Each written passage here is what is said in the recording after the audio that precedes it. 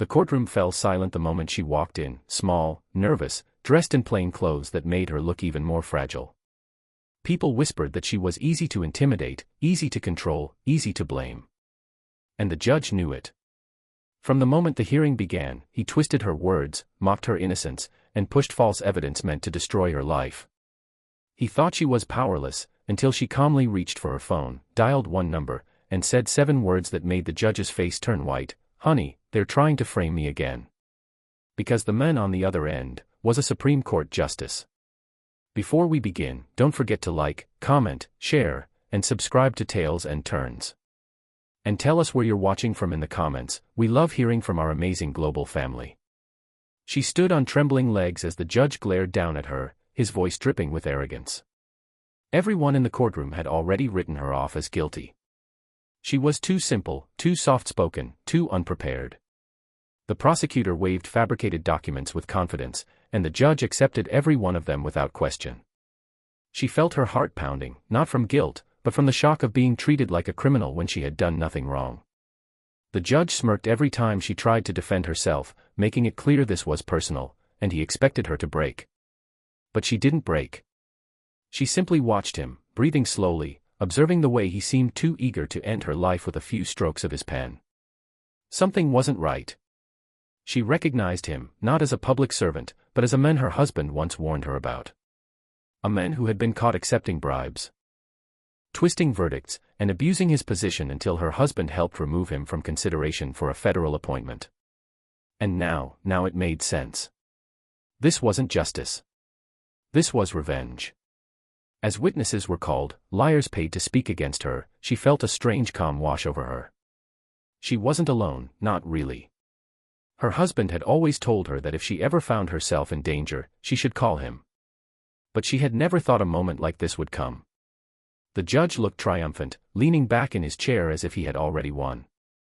He didn't notice the shift in her eyes, the spark of confidence returning to her as she reached into her bag. When the false witness finished his rehearsed accusations, the judge looked at her with a mocking smile. "Do you have anything to say for yourself?" he asked loudly. The court chuckled.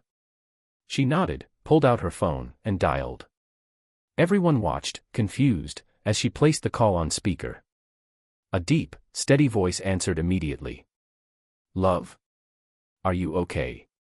Her voice didn't shake as she replied, "I think you might want to hear what this judge is doing." The judge's face went pale, his smile evaporating, his hands gripping the bench tightly. The courtroom froze as her husband's identity was revealed, Supreme Court Justice Adam Hale, one of the most respected legal minds in the country. His voice alone commanded silence. "Which judge?" he asked sharply. She glanced at the trembling man before her. "Judge Robert Carson," she said. Gasps filled the room. Carson stood up abruptly, stuttering, pretending he didn't know who she was, pretending this was a misunderstanding. But the damage was already done. Adam Hale's tone turned cold. "Put him on the phone," he said, and the entire courtroom held its breath. The judge refused at first, stammering excuses, claiming she was manipulating the situation.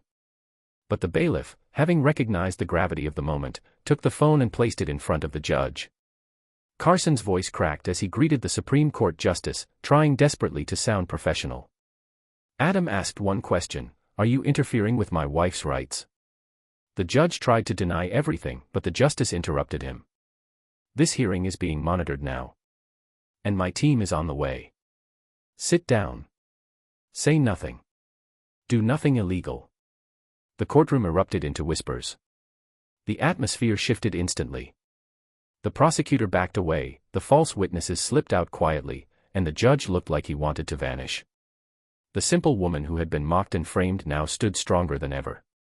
With her husband listening, she finally told her side, every detail, every lie exposed, every inconsistency pointed out. Without the judge interfering, her truth stood tall and undeniable. The courtroom began to realize something: she wasn't powerless. She had simply chosen gentleness over aggression, until they forced her hand. After what felt like hours, the judge had no choice but to dismiss every false charge. He tried to salvage his reputation by declaring there had been a miscommunication, but nobody believed him. Before she left, her husband's voice came through the phone once more. "I'll take it from here," he said, his tone sharp as steel. "This judge won't sit in that chair much longer." She thanked him softly, and he replied with warmth only she ever heard, "I'm proud of you for standing strong." As she stepped out of the courtroom, people who had judged her earlier now looked at her with awe. But she didn't flaunt her victory. She simply walked out with quiet dignity, proving that true strength doesn't always roar, sometimes it whispers, waits, and rises only when necessary. She knew her husband was already in motion, ensuring no one would dare abuse their power again, especially not against those who couldn't defend themselves. That night, sitting with her husband on their porch as the sun set, she finally let her tears fall, tears of relief, gratitude, and strength rediscovered.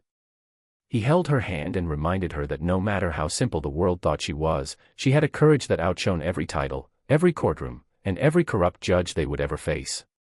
And in that moment, she realized something deeply moving: she didn't win because she had a powerful husband.